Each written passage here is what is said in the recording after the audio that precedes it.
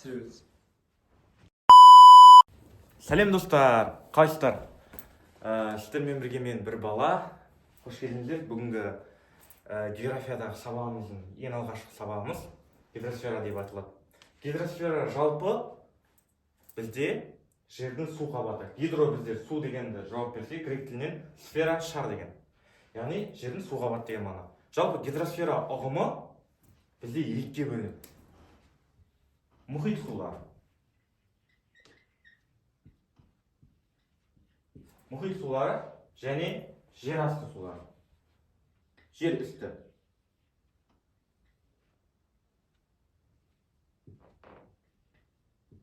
Жер үсті сулары. Мұхит суларына бізге жатады теңіздер, бұғаздар, шығанақтар. Жер үсті суларына өзен, көлдер, батпақтар. Гидросфераның бізде жалпы көлемін айтып өтейік. Гидросфера жалпы дүние жүзінің 71%-ын 1,4 миллиардын алып жатыр. Яғни 1,4 миллиард ол 71% жердің. Енді мынау гидросфераның кішігірім статистикасы. 96-да 5%-ын мұхит сулары алып жатыр. Жердің. Яғни осы гидросфераның 1,4 миллиардын 2,5%-ы тұщы су алып жатыр. Мына жерде кішкентай 1%-ын бізде жер үсті сулар алып жатыр. Ендеше біз гидросфераны более ішіне кірейік. Бұл сулар қалай болады, дүниеге су айналымы қалай болады. Су айналымына қарайық. Мынаны бізде өзен қылып, мұхит қылып алсақ, мынаны тау қылып алсақ, жер асты сулары қарайық. Бізде кіші және үлкен мұхит су айналымы бар. Кіші су айналымында мұхиттан шыққан бу бұлтқа айналады және қайтып бұлтқа, яғни жауын болып мұхитқа түседі. Бұл бізде кіші су айналымы. Үлкен су айналымы айтатын болсақ, үлкен су айналымы бізде мұхиттан шыққан бұл қайттан бұлтқа айналады және ол бұлт тауға барып тұрады. Тауға барып тұрып қалады, одан кейін сол жақта жаңбыр жауады. Жаңбыр жауып, мына жақтан бұлақ болады, жер асты суларына келіп, қайтып мұхитқа келеді. Бұл жерде біз дүниежүзі су айналымы дейді. Бірақ дүниежүзі су айналымы кезінде мұхиттан шыққан булар біраз бөлігі атмосфераға тарап кетеді. Сонда ағай сіздерде сұрақ болуы мүмкін дейді. Мысалы, атмосфераға су тарап кетсе, не себепті су азаймайды, не себепті көбейіп барады? Себебі атмосфераға тараған судың орнын бізде мантиядан шығатын сулар басады. Мантиядан шығатын су көлемі бізде 20 миллиард километр куб. Мен атекен ана жерге жазып отырмын. Себебі қараңыздар, гидросфераның жер бетіндегі көлемі судың 1,4 миллиард. Ал мантиядағы 20 миллиард. Былайша қарап тұрсаң, 20 есе мантияда су көп. Сіздерден мынандай сұрақ болуы мүмкін. Ағай, қалай ол мантияда су көп? Яғни су бар, ол вообще лава ғой деген. Бізде судың 3 түрі бар. Сұйық, қатты және бу тәріздес. Мантиядағы су көлемі бу тәріздес болады. Сол себепті жанартаулар атқылағанда ең бірінші бу, яғни су бөлінеді, жер асты жанартаулар атқылағанда тоже бу бөлініп, су бөлініп, дәл осылай сулар арта береді. Ендеше көшейік, мұхиттарға көшейік. Ең маңызды. Дүниежүзілік мұхиттың ауданы 361 миллион километр. 361 миллион километр. 361 дүниежүзілік мұхиттың су ауданы. Дүниежүзілік мұхитты терминін енгізген бізде Шакалский. Мен бұны Шакал деп жаттап алғам. Айып берсін. Шакалскийя.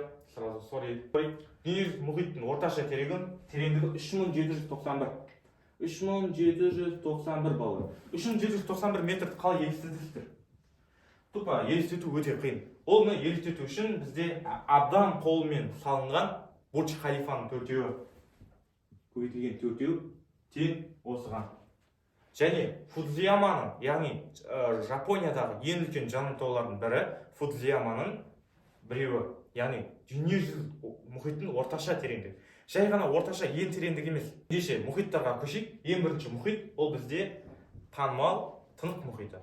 Тынық мұхиты не үшін тынық деп аталды және қалай аталды?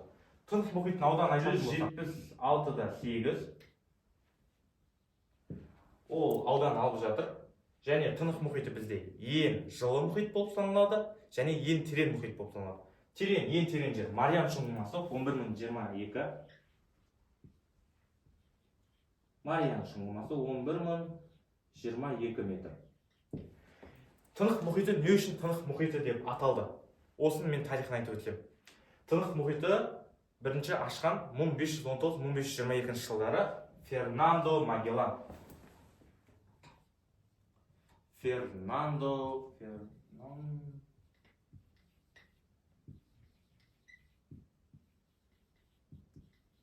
Ол Португалиядан шығады. Негізі испаниялық, себебі Испанияда оны көп сынатпағаннан кейін ол португалдық болды. Ол ең бірінші саяхатын қайдан бастады, неден бастады? Басында ол жай ғана саяхатшы болды. Және бүкіл әлемді аралағысы келді. Ол бүкіл адамдарды шақырады. Маған келіңдерші, мен бүкіл әлемді аралайын дейді. Бірақ оған ешкім сенбейді, себебі өте қорқынышты. Мұхитқа шығу ол өте қиын нәрсе. Сол себепті ол өзімен бірге тұтқындар алады. Тұтқындар саны 325 болады. Және 5 кемемен шығады. Ең бірінші Португалиядан шыққан олар, мынаны Пиреней түбегі деп алатын болсақ, олар Португалиядан шығып, неге барады? Оңтүстік Американың балалар Бразилиясына келеді. Осы жерде кішкене тоқтап, мына жерден ары қарай өздерінің саяхаттарын жүргізеді. Яғни мына жерден өткен бұғаздың аты Магеллан бұғазы деп аталады. Олар ары қарай жүріп Тынық мұхитына келеді. Міне, осы кезде Тынық мұхитына келгенде, мына жерде Филиппин аралдары бар балалар. Осы Филиппин аралдарында тоқтап, олар жергілікті тайпамен қақтығысқа ұшырайды. Сол қақтығыстың нәтижесінде Фернан Магеллан өкінішке орай қаза табады. Сол себепті ол қақтығыста 4 кемесі жоғалады, тек бір-ақ кеме қалып, ол оралады. Енді Тынық мұхиты не үшін Тихий океан, не үшін тыныш деп аталды? Соған көшсек. Фернандо Магеллан Тынық мұхитын өтетін кезде ол жерде ешқандай қиындықтар болған жоқ, тек қана тупа келді, өтіп кете салды. Шын мәнінде Тынық мұхиты жанартаулардың 80% атқылауы қай жерде болады балалар? Тынық мұхитында болады. Торнадо, неше түрлі жаман нәрселердің барлығы Тынық мұхитында болады. Фернандо Магеллан кезінде не үшін Тынық мұхиты деп аталғаны бұл миф болып қала бермекші.